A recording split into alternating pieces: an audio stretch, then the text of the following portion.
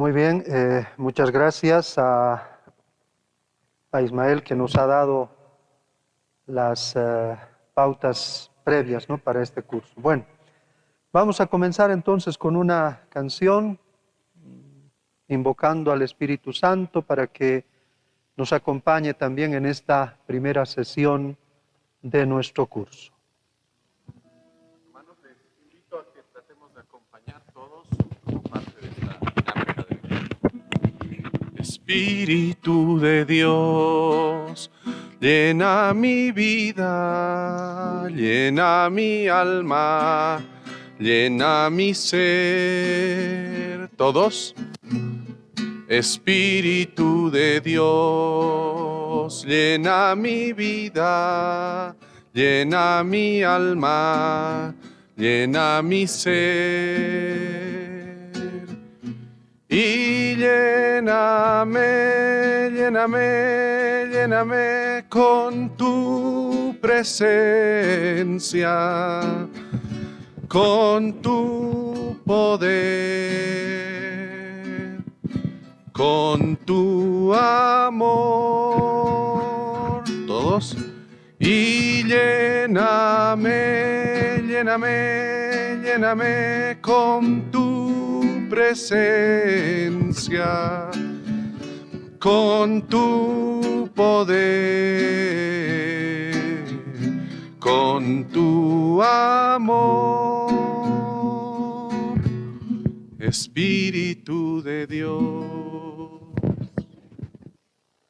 Muy bien, queridos hermanos, vamos a dar inicio a este curso con la primera charla, ¿ya? Lo primero que vamos a ver es un poco esto de la identidad y del perfil del ministro extraordinario de la Sagrada Comunión. En este punto queremos precisamente enfatizar, ¿no es cierto?, cómo tiene que ser el ministro, ¿no? Qué aptitudes, qué dones, qué carismas y cómo tiene que desenvolverse, ¿no?, en este ministerio. Entonces, vamos a comenzar. Primero vamos a empezar diciendo qué son los ministerios, ¿no? La palabra ministerio quiere decir servicio. Y existen los que son los ministerios ordenados. Los ministros ordenados son el obispo, el presbítero y el diácono, los que reciben el orden sacerdotal, ¿no es cierto?, y participan de ese sacerdocio ministerial. Pero también existen los ministerios instituidos, ¿no?, como el lectorado y el acolitado, que normalmente se los recibe quienes están en camino hacia el sacerdocio, ¿no? Son ministerios instituidos, que se instituyen y que están precisamente, ¿no?, repito, dentro de este proceso de formación hacia el sacerdocio.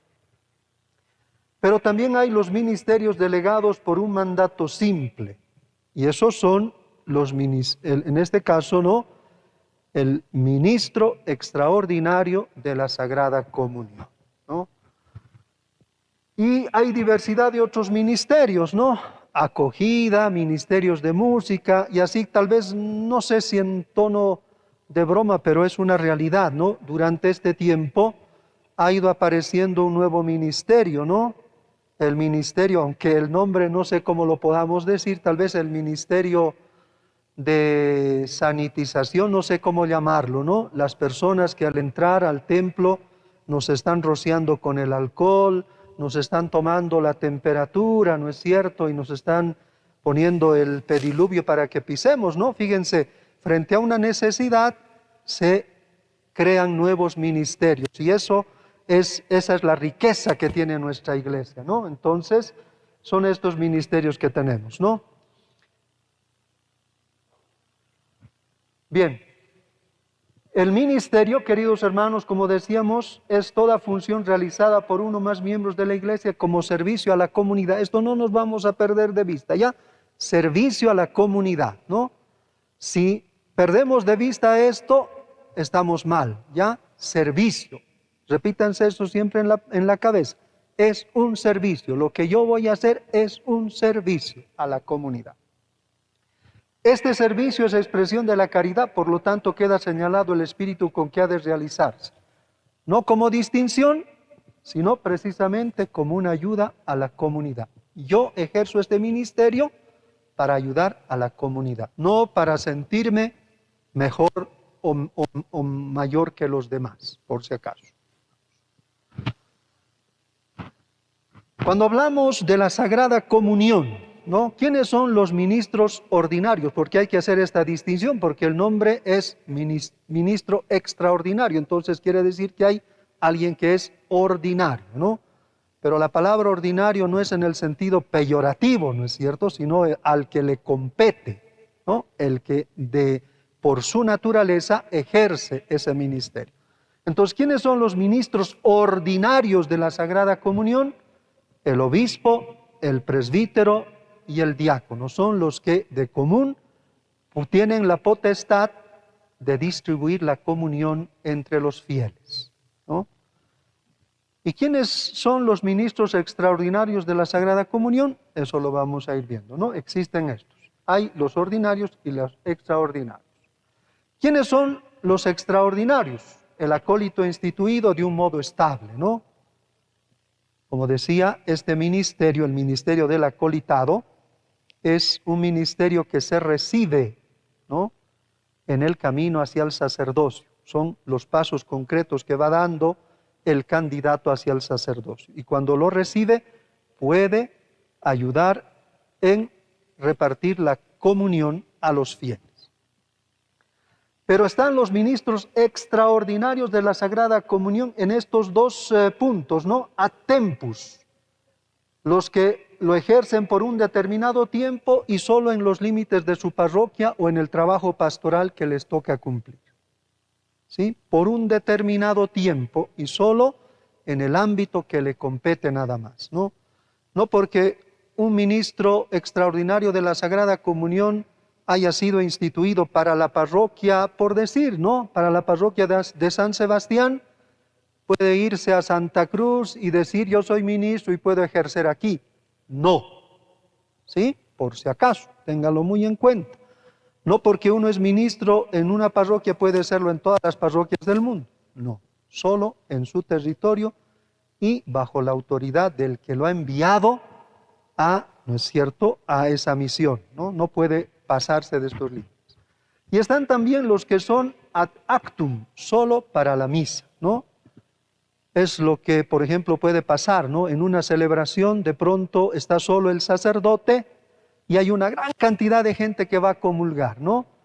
Él conoce, el sacerdote conoce a alguien, ¿no?, en la parroquia que está ahí presente en esa celebración y que cumple, digamos, entre comillas, ¿no?, los requisitos para poder dar la comunión. Lo llama en ese momento, le imparte una bendición y le da la autoridad o le delega, ¿no?, para que pueda ayudarle a dar la comunión.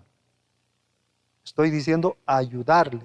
No estoy diciendo, ¿no es cierto?, que va a sustituir al sacerdote, no, para ayudarle por una necesidad. Pero solo esa delegación es por esa celebración nada más. Vamos, adelante.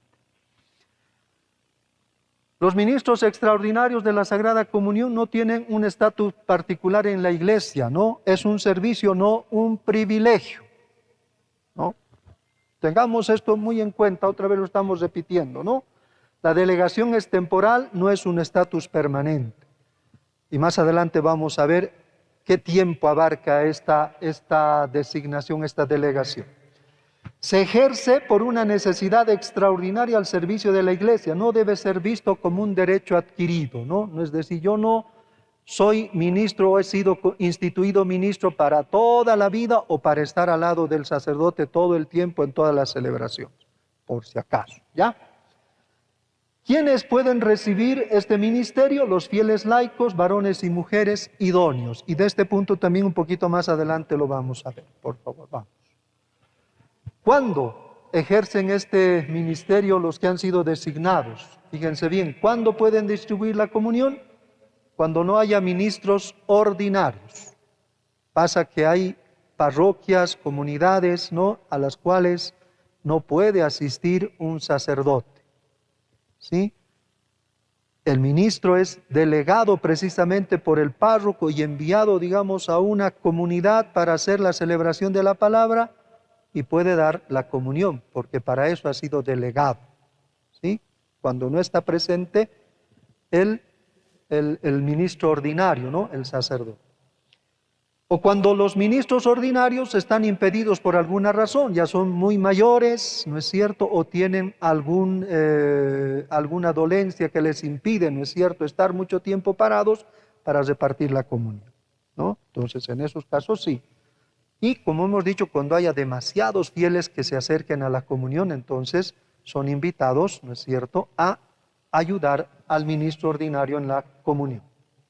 ¿Cuándo no pueden distribuir? Cuando son poquitos los que comulgan, ¿no es cierto? No es necesario. Si una celebración es pequeña y, por ejemplo, yo antes de esta charla tenía una celebración, había alrededor de unas 15 personas en la misa. ¿Y cuántas han comulgado? 3. ¿Necesitaba que haya un ministro? No, ¿no es cierto? ¿Por qué? Porque eran muy pocas personas. O cuando hay ministros ordinarios suficientes, ¿no? Cuando, por ejemplo, en una celebración grande, ¿no? Pero están también muchos sacerdotes y hay diáconos, entonces si no hay necesidad para que asista un ministro, no hay necesidad. Están los ministros ordinarios que deberían de ejercer eso. Vamos. ¿Cuáles son los criterios de selección, ¿no?, que deberíamos de tener en cuenta para ejercer este ministerio? Ciertamente estos criterios los tiene que valorar el párroco, ¿no?, el que los envía. Pero también es bueno que uno en conciencia diga, ¿cumplo estos requisitos o no los cumplo, ¿no?, para ejercer este ministerio? Entonces, ¿cuáles son? Mayor de edad y haber recibido los sacramentos de la iniciación cristiana. ¿Puede ser ministro de la Sagrada Comunión uno que no está bautizado? No. ¿Que no haya recibido la Eucaristía? No. ¿Que no haya sido confirmado? Tampoco, porque esos son los sacramentos de iniciación.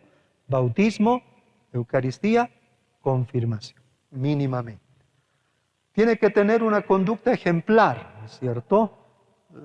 No le vamos, entre comillas, ¿no?, esto, queridos hermanos, no le vamos a pedir a alguien que no tiene una conducta ejemplar ejercer este ministerio, ¿no es cierto? Pero tampoco es para que nosotros nos estemos, ¿no?, serruchando el piso, como se dice comúnmente entre nosotros. No sirve para eso esto que estamos hablando, ¿ya? Tiene que tener una sana doctrina y una formación permanente, conocer la doctrina de la Iglesia Católica, ¿no?, y formarse continuamente, preocuparse por esta formación permanente. Conocimiento del misterio eucarístico, ¿no?, lo que es la Eucaristía, lo que representa la Eucaristía. Porque si no, es lo que dice el Señor, nadie puede dar lo que no tiene, ¿no? ¿Cómo va a llevar a Cristo sacramentado si ignora lo que representa y lo que es? ¿No es cierto? Entonces, tiene que tener una formación profunda en cuanto al misterio eucarístico. Disponibilidad de tiempo, humildad de espíritu de servicio, buena fama, estima, una capacitación apropiada y buena salud, ¿no? Todo esto se mueve en ¿qué? En que el ministro tiene que estar disponible, ¿no?, para poder ejercer este ministerio. Fíjense, aquí quisiera hacer una pequeña distinción. ¿Para qué instituimos a los ministros extraordinarios de la Sagrada Comunión? Para que den la comunión en la celebración de la misa en las parroquias, en los templos parroquiales o capillas. ¿Creen que es para eso solamente? No, y no debería de ser, ¿no?, entre comillas, ¿no?, el trabajo común, ¿no es cierto?, del ministro extraordinario. ¿Para qué se instituye el ministro extraordinario? Lo que decíamos antes, ¿no?, cuando falta el ministro ordinario, ahí pueda ejercer ese ministerio. Y también y fundamentalmente, ¿no es cierto?, para llevar la comunión a quienes por alguna razón, ya sea por edad avanzada, por alguna dolencia, enfermedad, no pueden asistir a la celebración de la Eucaristía al templo. ¿Sí? Entonces, por eso necesitamos estas cosas, ¿no? Disponibilidad de tiempo, humildad de servicio. Si tengo que ir a lejitos, pues ya me pongo, ¿no? Y tengo que tener también buena salud, especialmente ahora que estamos en este tiempo de emergencia, por supuesto, ¿no? Y también velar, ¿no? Para cumplir todo lo que hay que hacer para dar la comunión a los enfermos, para llevarla, ¿no? Cuidarnos y cuidar también a quien vamos a llevar la comunión. Va. ¿Quiénes no pueden ser? Y esto también otra vez un criterio que lo tiene que valorar el párroco. Repito, esto no es para que nos estemos diciendo, pero ¿por qué ella es? Y dicen esto. Cuidado. El párroco tiene que discernir estas cosas y él es el que tiene que tomar la decisión de quienes pueden, ¿no es cierto?, ejercer este ministerio en su parroquia, ¿no? Pero son criterios que damos, ¿no? Los que no llevan una vida digna, los que no gozan de buena fama, los que viven en situaciones familiares no coherentes. Por si acaso, ya queridos hermanos, para tenerlo en cuenta. ¿Qué tipo de vida debe procurar llevar un ministro extraordinario de la comunión, ¿no? Y estos puntos son esenciales, ¿no? Como todo creyente está llamado a la santidad, ¿sí? Porque fíjense, ¿no es cierto? No es, entre comillas esto, no es un espécimen especial el ministro extraordinario de la comunión. Es sacado de entre la gente. Y todos los creyentes, todos los fieles, están llamados a la santidad, ¿sí? Entonces, por favor, esto como parte también de nuestra vida de fe. Tiene que llevar una vida espiritual intensa, confesión frecuente, oración personal ante el Santísimo Sacramento y asistencia asidua a la celebración de la Eucaristía. ¿Sí? Tiene que ser un ejemplo, ¿no? Para la comunidad, ¿no? De una vida cristiana que se vive en plenitud, ¿no? Bajo estos parámetros, ¿no? Formación en la fe, en la Sagrada Escritura y en el magisterio de la Iglesia, ¿no? Lo que decíamos, formación permanente, ¿no? Conocer la doctrina. Y fundamentalmente también está en esta devoción a María, ¿no? El rezo del Santo Rosario, ¿no? Entonces, son este tipo de vida que tiene que procurar llevar el ministro. La formación apropiada para los ministros extraordinarios, ¿no? Tiene que tener una instrucción sobre el modo digno de ejercer su ministerio, ¿no? Y eso es lo que vamos a ir viendo a lo largo de este curso, ¿no? No es llevar cualquier cosa, no estamos llevando cualquier cosa, ¿no es cierto? Estamos llevando lo más sublime, a Cristo, Eucaristía, para compartirlo con aquel que no puede, ¿no es cierto?, asistir a la celebración de la Eucaristía. Y también como grupo de ministros, ¿no?, en cada parroquia deberíamos de organizarnos junto con los párrocos para tener un proceso de formación permanente también en cada parroquia. Vamos. Aquí hablamos del tiempo y el modo por el cual, ¿no es cierto?, son instituidos los ministros extraordinarios de la Sagrada Comunión. Nosotros en la arquidiócesis más o menos tenemos estos criterios, ¿no? Por un año que puede ser renovable, ¿no? Lo que decíamos hace un momento atrás, ¿no? No porque lo has recibido una vez, eres para toda la vida. No se equipara a la ordenación sacerdotal, por si acaso, ¿ya? Cuidado que pensemos, ¿no?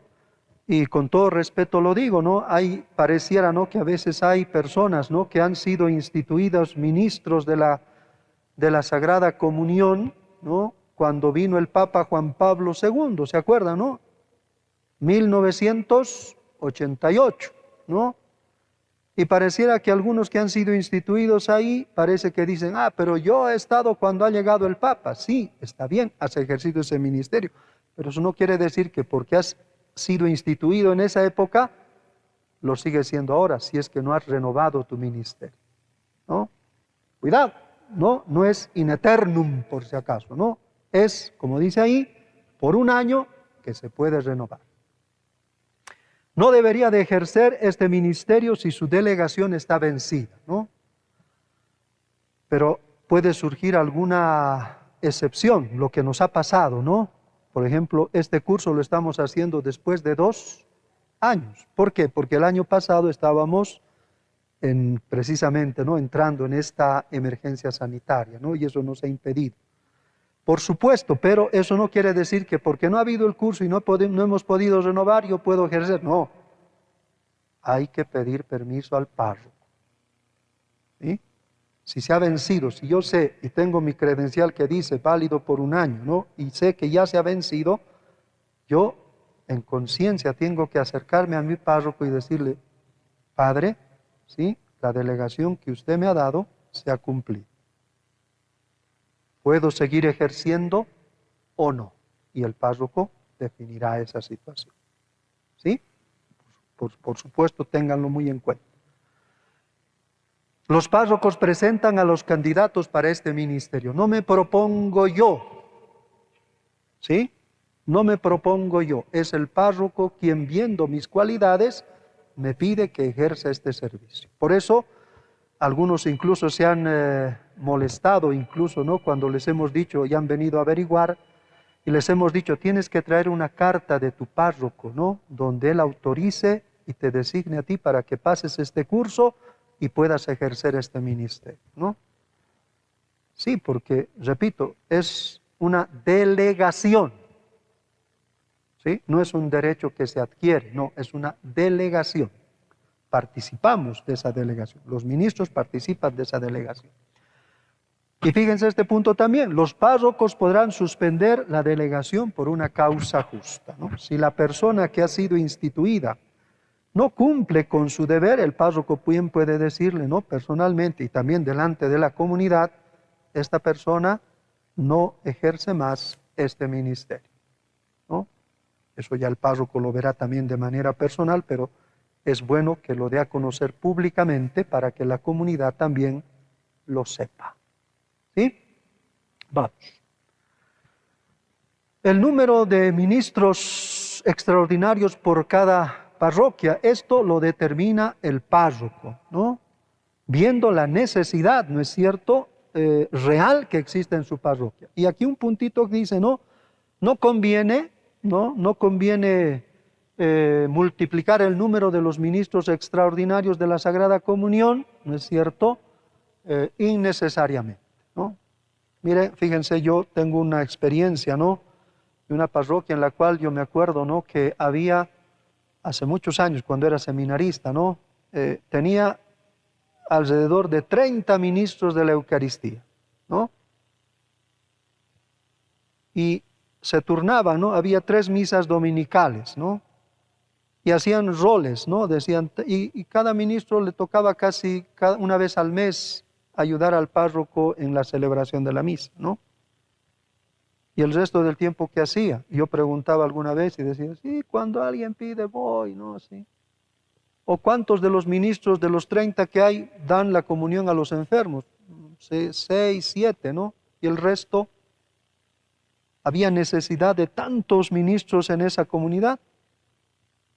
No, parece que no, pero había sí muchos ministros. Entonces, a veces estamos ahí, a ver, ¿cuándo me toca, no? Procurando ver. No se trata de, y fíjense, ¿no? Por eso les decía, ¿no? Y más adelante también vamos a ver este puntito, no es un prestigio, no es, no debe serlo, ¿no? Por eso es importante este punto, ¿no? No multiplicar innecesariamente tampoco, ¿no? En una comunidad. Si se requiere, sí. Si hay necesidad latente, sí, por supuesto que sí. Pero si no la hay, no tenemos que multiplicar, ¿no? Vamos. Actitudes que debe observar también el ministro, especialmente, ¿no?, este punto, puntualidad y responsabilidad. Llegar con anticipación a la misa, si es que el párroco le ha pedido que le ayude en una celebración que él sabe, ¿no?, que puede ser, por ejemplo, una solemnidad, una fiesta, ¿no es cierto?, donde sabemos que hay más gente, ¿no? Lo que pasa, por ejemplo, en el Día de Reyes, ¿no? Los templos que habitualmente tal vez se llenan hasta la mitad, están rebalsando en Reyes, ¿no es cierto?, y mucha gente comulga. Entonces, si le ha pedido para esto, el que va a ejercer este ministerio no puede pues llegar al filo o cuando ya ha comenzado la celebración. Tiene que estar con anticipación, ¿no?, para la celebración. Y si por alguna razón no puede, ¿no es cierto?, entonces que avise para que el párroco pueda prever también esta situación. Es de cuestión de responsabilidad, ¿no? Modo de vestir. El ministro extraordinario de la Sagrada Comunión no utiliza ornamentos sagrados. ¿Qué son los ornamentos sagrados? El alba, el cíngulo o la estola, pero mucho peor la estola, ¿no? pero no debería y no debe usar, ¿no es cierto?, el alba, que es un ornamento sagrado. ¿Sí? Tiene que vestir de modo adecuado, sobrio y digno. Podrán sí tener un distintivo, y sé que hay en algunas parroquias, ¿no es cierto?, una especie de ponchillo, ¿no?, pequeño, que les distingue del resto de los fieles para ejercer una función. Está bien, siempre y cuando no sea algo exagerado. ¿Ya? Eso ténganlo también bien en cuenta. Ya, por favor, pasamos. ¿Cómo participa? Esto es lo que se sugiere. Ya, ténganlo también esto muy en cuenta para dialogarlo también con sus párrocos, ¿no?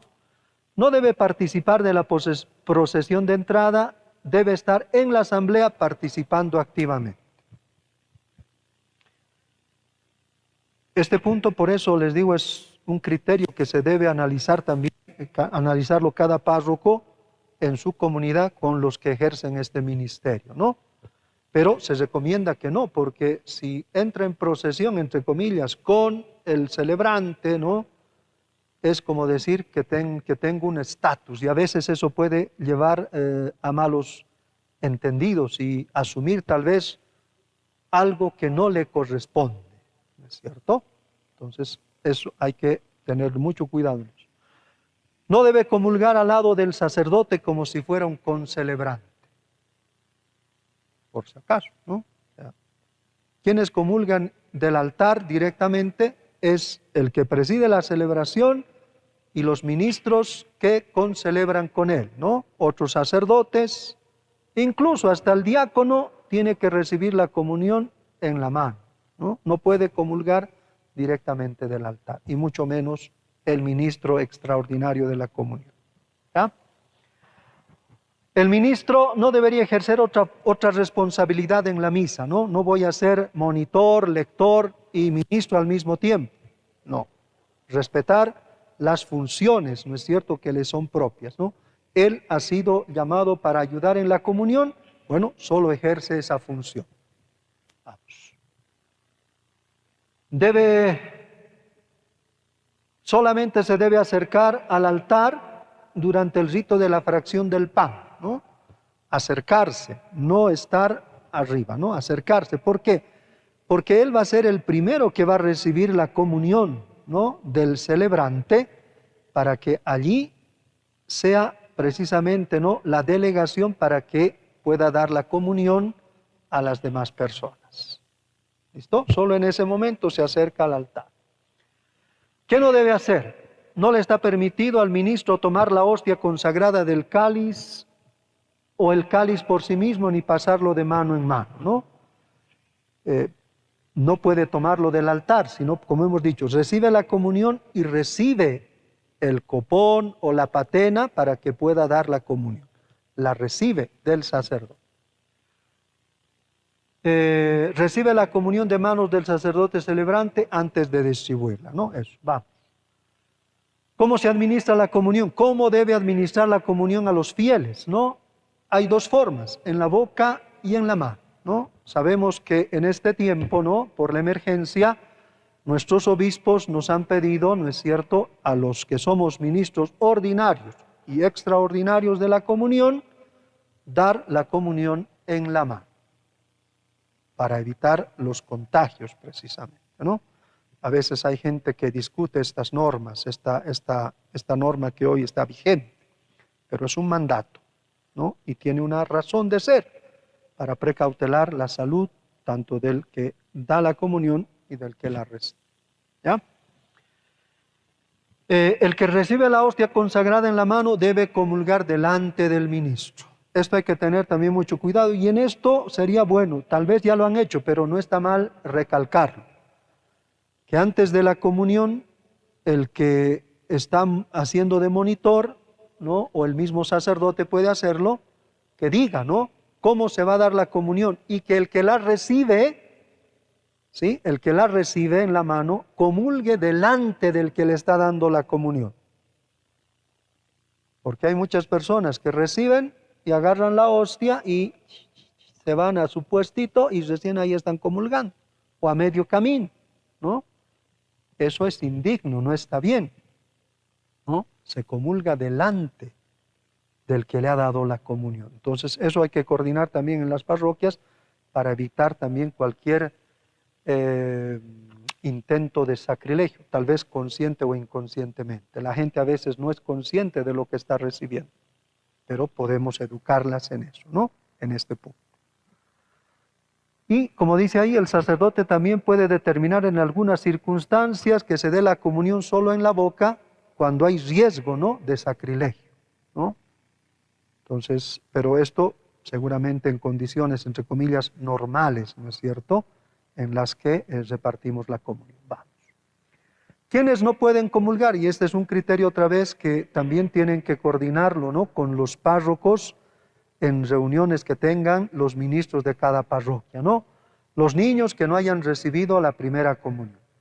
Es muy habitual que en las misas, ¿no es cierto?, donde participa mucha gente y a veces muy esporádicamente, porque a veces en las misas de difuntos especialmente, ¿no?, se acercan los mayores y los niños también, ¿no? Ustedes saben, ¿no? Los chicos hacen lo que los demás hacen, se ponen en la fila, ¿no? Y se acercan y no saben a qué están yendo, ¿no? Con mucha caridad, ¿no?, con mucho respeto, no es malo que si tú tienes duda de un niño que se acerca, no sabes si ha hecho o no ha hecho la comunión porque no lo conoces, ¿no es cierto? Si son gente de la comunidad, seguramente sí los conoces, ¿no? Pero en este tipo de misas que digo, ¿no?, se acerca un niño, pues con todo respeto se le pregunta, ¿no?, ¿has recibido la primera comunión? Y a veces el niño, si la ha recibido, te dice sí. Pregúntale, ¿dónde? En tal parroquia. Bueno, y tiene y está preparado para eso porque hace el gesto, ¿no?, para recibir, entonces tú sabes que sí ha hecho, ¿no? Pero si el niño te dice, o mira a su papá para ver qué le tengo que decir, ¿no?, entonces ya tienes una duda, no le das la comunión. ¿Sí? Le dices, no, todavía tienes que prepararte, ¿no? Pero repito, no como alguien que está juzgando, sino como alguien que le está orientando a la persona, ¿no? En eso hay que tener mucho cuidado también, ¿no? Quien no está en comunión con la Iglesia Católica, ¿no? Sabemos, ¿no?, de esta iglesia cismática, ¿no?, que hace unos años atrás ha aparecido. Son gente que están en cisma evidente contra la iglesia, se han separado de la iglesia, hay que decirlo con toda cabalidad. No son hermanos que están desorientados, no. Por haberse adscrito a esa iglesia, entre comillas, ¿no?, iglesia, están en cisma, ¿no? Y si los conocemos, y algunos son gente pública, si alguna vez se acercan, ¿no es cierto?, a nuestras comunidades a querer comulgar, bueno, pues decirles, perdón, pero no te puedo dar la comunión porque tú has roto con la iglesia al estar con este grupo, ¿no? Y si es necesario que intervenga el párroco, pues hacerlo notar también. ¿Listo? Personas que están en situación conyugal irregular pública, ¿no? Es decir, personas que conocemos también. Seguramente muchas de estas personas no se van a acercar a comulgar, ¿no? Pero por si acaso surgiese esta posibilidad o esta situación, hay que también remitirlo al párroco, ¿ya? Personas en estado de ebriedad. Sí, esto es un conflicto a veces que nos puede ser muy, muy dificultoso, ¿no? Porque a veces hay personas que están, por ejemplo, ¿no?, cuando hay misa de fiesta, ¿no?, a veces los prestes, ¿no?, han estado festejando la víspera, ¿no?, y a veces así se viene, ¿no? Entonces hay que procurar también que cuando se va a repartir la comunión, ¿no es cierto?, y tú ves que alguien se está acercando, ¿no?, pedir un momentito de pausa y acercarte y decirle con toda serenidad también, hermano, no estás en condición de recibir, por favor, toma asiento, ¿sí? Y si hay dificultad, otra vez, ¿no?, recurrir al párroco también, pero con mucho tino, por favor, ¿ya? Por eso dice, ¿no?, debe ser prudente evitando tomar algunas decisiones por cuenta propia, por eso es remitirla y hablar también de estas cosas, ¿no es cierto?, en sus reuniones con los párrocos. Vamos. ¿Qué hacer cuando cae la hostia al suelo? Esta es una circunstancia que nos puede pasar, ¿no es cierto? Procurar que haya, primero, para evitar esto, procurar que en la parroquia haya esta patena para la comunión, ¿no es cierto? Esa que se pone debajo del que va a comulgar y el que va a dar la comunión, ¿no? Y que recoge las partículas que caen, en el caso que por alguna mala manipulación pueda caer la hostia, puede caer ahí también, ¿no? Entonces puede ser también una medida preventiva, ¿no? Para este caso. Si cae al suelo, debe ser recogida y consumida inmediatamente, ¿no? Y procurar que las partículas que quedan también sean recogidas, ¿no? Si no se puede consumir porque ha caído tal vez en un lugar que está, no sé, que ha habido tal vez antes una bendición y el piso está sucio, ¿no? Y ha caído ahí, ¿qué se puede hacer? Se debe disolver la hostia en el agua, ¿no? Hay que disolverla, procurar disolverla toda y luego esa agua, ¿no es cierto?, derramarla en una planta o en el jardín, en un lugar digno. ¿Ya? Vamos. ¿Cómo se debe distribuir? Con pausa y dignidad. Levantar la hostia consagrada a la altura de los ojos y decir, ¿no? Claramente, cuerpo de Cristo, y esperar la respuesta del fiel amén, y recién depositarla en la palma o dar la comunión en la boca cuando no sea posible, ¿no? Pasada esta emergencia. No se debe ofrecer el copón con las hostias consagradas a los fieles para que cada uno tome uno, ¿no es cierto? No. Uno tiene que dar la comunión. No tomar la hostia con los dedos a modo de pinza, se debe depositar sobre la mano. Hay algunas personas, y tal vez en esto también hay que educar a nuestros fieles, ¿no? Gente que se acerca a recibir la comunión y ya te hace así, ¿no? Para agarrar la hostia, ¿no? Para quitarte a veces, ¿no? ¿No? Por eso sería bueno, como les decía, antes de dar la comunión a los fieles, que se explique un poquito, ¿no? Cómo la persona, el fiel que se acerca, va a recibir la comunión y cuál es la manera más digna de hacerlo, ¿no? Vamos. Los ministros después de la comunión deben de purificarse, ¿no? Y antes también, por esta emergencia, ¿no es cierto? Se dice en las directrices de nuestros obispos, dice, ¿no?, que antes de dar la comunión hay que desinfectarse las manos. Y terminada la comunión también hay que desinfectarse las manos, ¿no? Por también, ¿no es cierto?, cuidado personal. Vamos. ¿Qué no debe hacer el ministro extraordinario de la comunión en las Eucaristías? No puede purificar los vasos sagrados. Eso es propio del sacerdote o del diácono o del acólito que puede participar de la misa, pero no del ministro extraordinario de la comunión. No pueden sacar las hostias directamente del sagrario. ¿Sí? Por favor, a veces, tal vez el párroco le puede decir, ¿no?, al ministro, andas acá, ¿no? No, padre, eso no es mi tarea, no me compete. ¿Sí? Eso es del ministro ordinario, ¿no? Sacar la reserva del sagrario es tuición del ministro ordinario, ya, por si acaso. Y tampoco puede delegar, pues, a otros la tarea de distribuir la Sagrada Comunión, ¿no?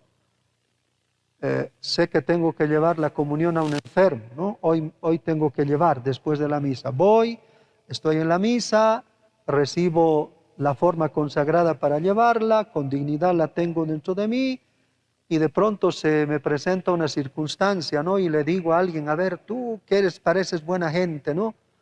Yo no puedo ahorita porque tengo este problema o tengo esta situación, toma tú, llévale. Nones, ¿ya? No se puede. Nosotros, los ministros, reciben la delegación del párroco, pero no puede delegar esa función, no lo puede hacer. O la cumple o no la cumple. Si pasa eso en este caso, bueno, pues yo le diré, volveré donde el párroco y le diré, padre, se me ha presentado esta circunstancia, no puedo ir, y devuelve la forma consagrada. ¿Ya? Y el párroco verá a quién designa, ¿no? ¿Cómo se da la comunión a los enfermos? No, esto es una delegación excepcional o habitual, pero siempre con autorización del párroco. Y esta debería de ser, queridos hermanos, la función esencial de los ministros extraordinarios de la comunión. Dar la comunión a los enfermos, a los impedidos que no pueden asistir al templo. Esa debería de ser. No tanto, sí, porque hay necesidad, puede ayudarle al párroco, al celebrante a dar la comunión en la misa, también, pero eso debería de ser, digamos, algo secundario. Lo esencial es esto. Los ministros son un enlace entre el párroco, el enfermo y la familia, ¿no? Puede comunicar al párroco la necesidad que tiene la familia. Que el sacerdote no pueda ir a dar la comunión personalmente no quiere decir que se desentienda tampoco. Ni tampoco puede simplemente, entre comillas, no usar al ministro para que cumpla una función que le es propia. ¿Sí? Cuando delega, cuando el sacerdote, por la necesidad, viendo que hay varios enfermos que atender, por supuesto delegará, pero no se puede desentender de esta función, por si acaso, ¿no? El ministro recibirá la hostia consagrada de manos del sacerdote al finalizar la misa o en el momento de la comunión. Esto también lo pueden dialogar con sus párrocos, ¿no? Para ver cuál es el momento más oportuno, ¿no? Pero no puede sacar él mismo, sino que tiene que recibirla del párroco.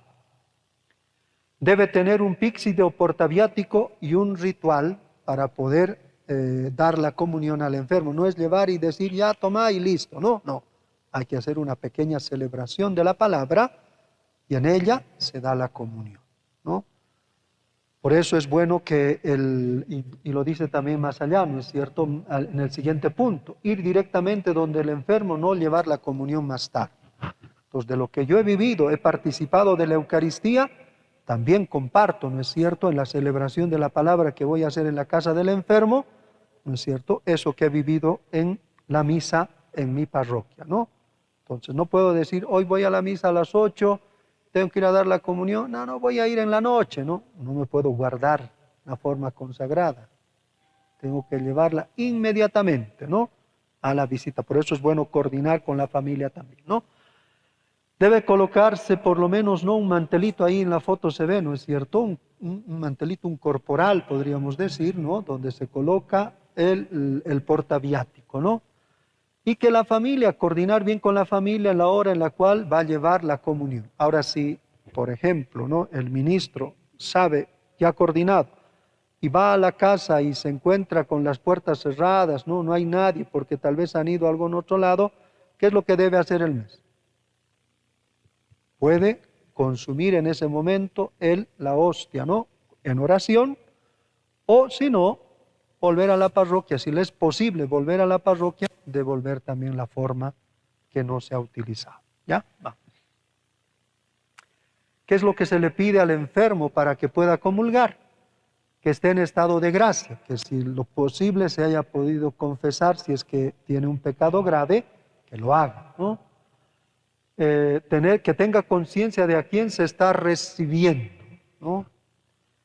Hay personas, por ejemplo, claro, y esto tal vez es más por el impulso que tienen las familias, ¿no?, de que su ser querido que está enfermo comulgue, a veces no está en uso de su razón y no sabe qué es lo que están haciendo y a veces quieren obligarle, ¿no?, a que pueda recibir la comunión. En esos casos hay que también tener un criterio, ¿no?, bien informado y decir, no puede recibir, podemos rezar por él.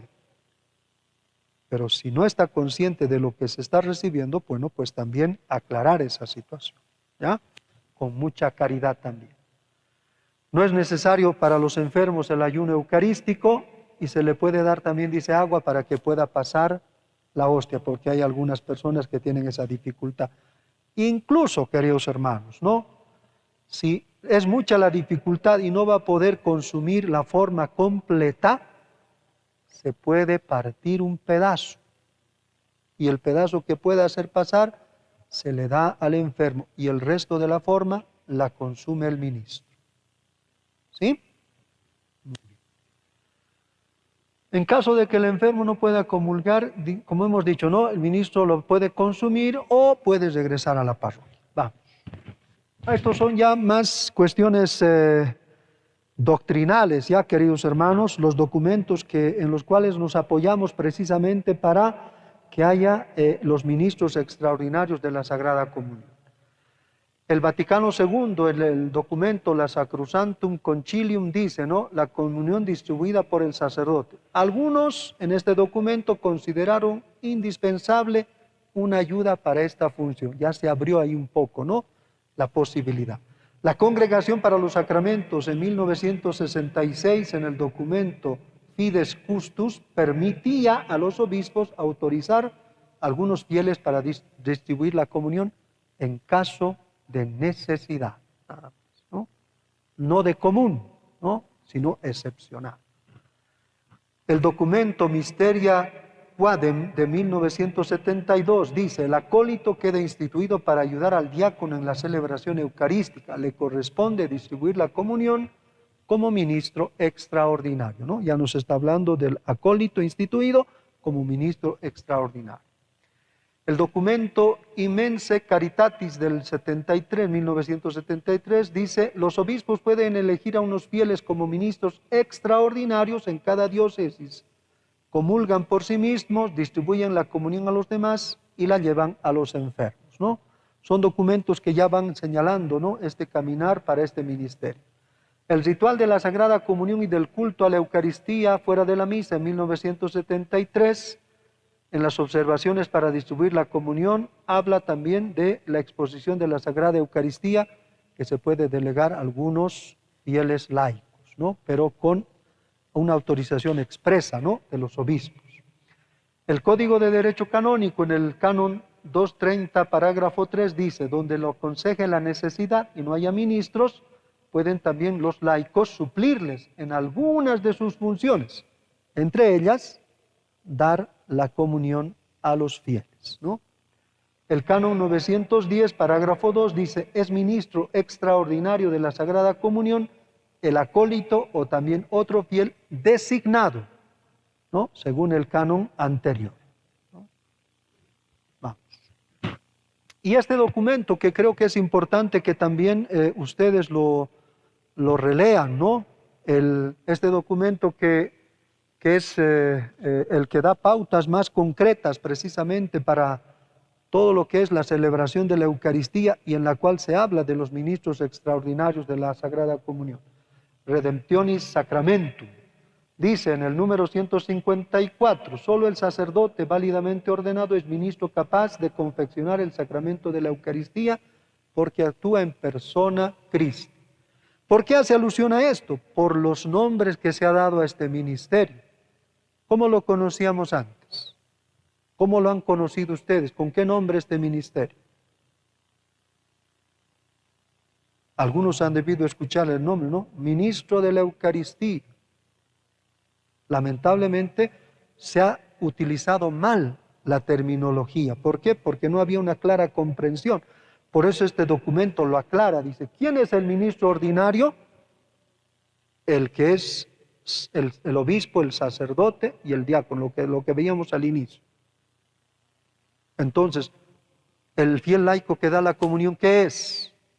Ministro extraordinario de la Sagrada Comunión, no de la Eucaristía. El ministro de la Eucaristía es el obispo, el sacerdote, ¿cierto? Los que consagran, ¿no? Esa es la diferencia. Entonces, el ministro extraordinario de la comunión, ¿dónde aparece? Solo para dar la comunión, nada más, para repartir la comunión, no para consagrar, por si acaso, ¿no? Vamos. En el número 155 habla, además del acólito instituido, no es cierto, está también, no es cierto, aquellos que por razones de verdadera necesidad, el obispo puede delegar también a los fieles laicos como ministros extraordinarios, o sea, como hemos dicho, para ese momento, para la celebración o por un tiempo prudente, ¿no? Vamos. Sin embargo, este acto de designación de ningún modo puede asemejarse a la sagrada ordenación. ¿Sí? Por si acaso, eso ya lo hemos dicho también, pero lo reiteramos. Solo en casos especiales e imprevistos el sacerdote que preside la celebración eucarística puede dar un permiso ad actum, es decir, para la misma celebración. Vamos. Y antes de leer esto, por si acaso, ¿no? El hecho de que haya ministros extraordinarios de la comunión, de la Sagrada Comunión en la celebración no excluye al celebrante, al sacerdote, para que no dé la comunión, porque esa es su función primera. Solo le asistirán los ministros cuando haya necesidad, nada más, ¿no? Cuando sean muchos, ¿no es cierto? O cuando el celebrante tenga algún impedimento, ¿ya? Bien, para terminar entonces les pido, hermanos, que nos pongamos en pie y recemos esta oración con la cual queremos precisamente, ¿no es cierto?, rendir este culto, ¿no?, a la Eucaristía. Todos juntos. Alma de Cristo, santifícame. Cuerpo de Cristo, sálvame. Sangre de Cristo, embriágame. Agua del costado de Cristo, lávame. Pasión de Cristo, confórtame. Oh buen Jesús, óyeme. Dentro de tus llagas, escóndeme. No permitas que me separe de ti, del maligno enemigo, defiéndeme. En la hora de mi muerte, llámame. Y mándame ir a ti, para que con tus santos te alabe por los siglos de los siglos. Amén. Tomamos asiento y, bueno, abrimos así rápidamente, ¿no?, este momento. Si hay alguna pregunta, alguna aclaración que quieran pedir, pueden hacerlo, hermanos. Y no sé también si hay en el Face algunas preguntas que nos quieran hacer.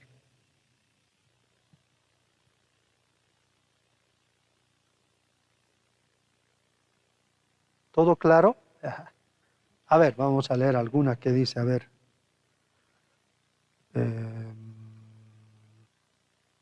En la vestimenta, dice, de la mujer, ¿es obligatorio el uso de la falda? Miren, no vamos a entrar, digamos, en estas discusiones, no digo que sean superficiales. Lo que se nos ha dicho, ¿no es cierto?, es que vista de un modo sobrio y digno, ¿no es cierto? Entonces, nos quedamos con esto. Ahora, por supuesto, no se va a venir la ministra con una minifalda, ¿no es cierto? Eso no es sobrio, ¿no es cierto? Ni es digno, ¿no? Entonces, por favor, tomemos ese punto, ¿ya?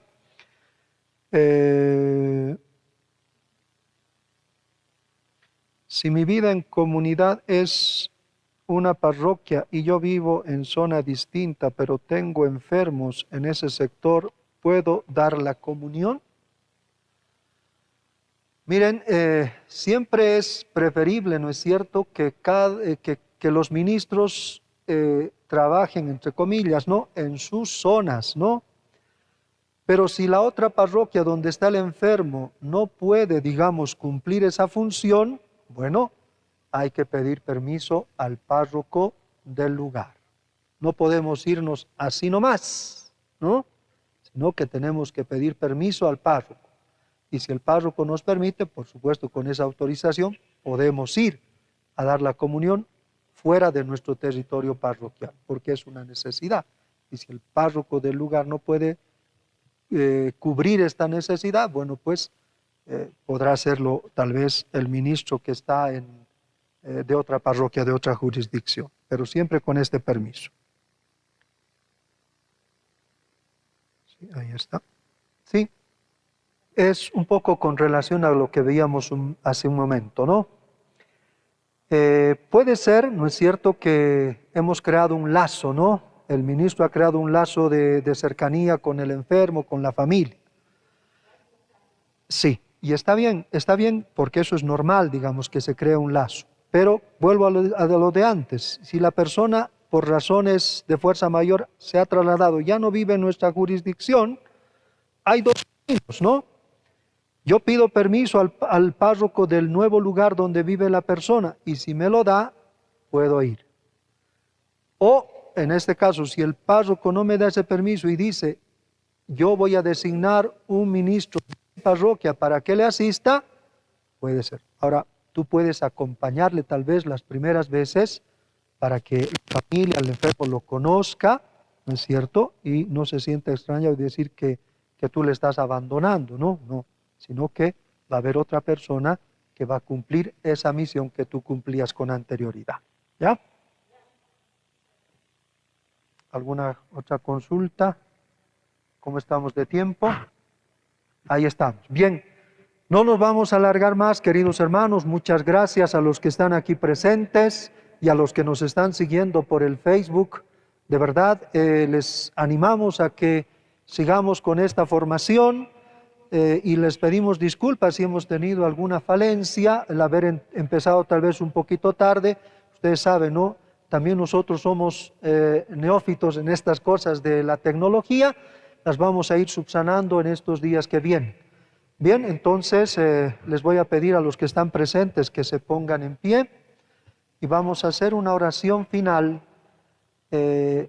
pidiéndole al Señor precisamente, ¿no?, que este caminar que hacemos de fe y este servicio al cual la Iglesia nos llama, la podamos realmente cumplir como se nos ha dicho, ¿no?, con humildad, con sencillez, pero con mucha responsabilidad.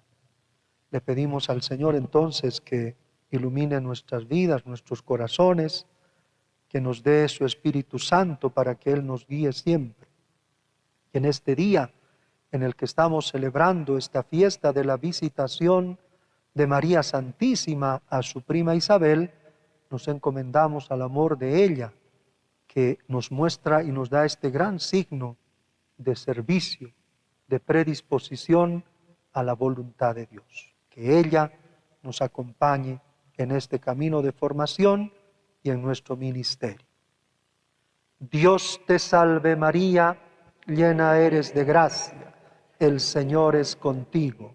Bendita tú eres entre todas las mujeres, y bendito es el fruto de tu vientre Jesús. Santa María, Madre de Dios, ruega por nosotros pecadores, ahora y en la hora de nuestra muerte. Amén. Y el Señor esté con todos ustedes. La bendición de Dios Todopoderoso, Padre, Hijo y Espíritu Santo, descienda sobre ustedes y les acompañe. Amén. Muchas gracias, hermanos, por su atención. Los esperamos el día de mañana.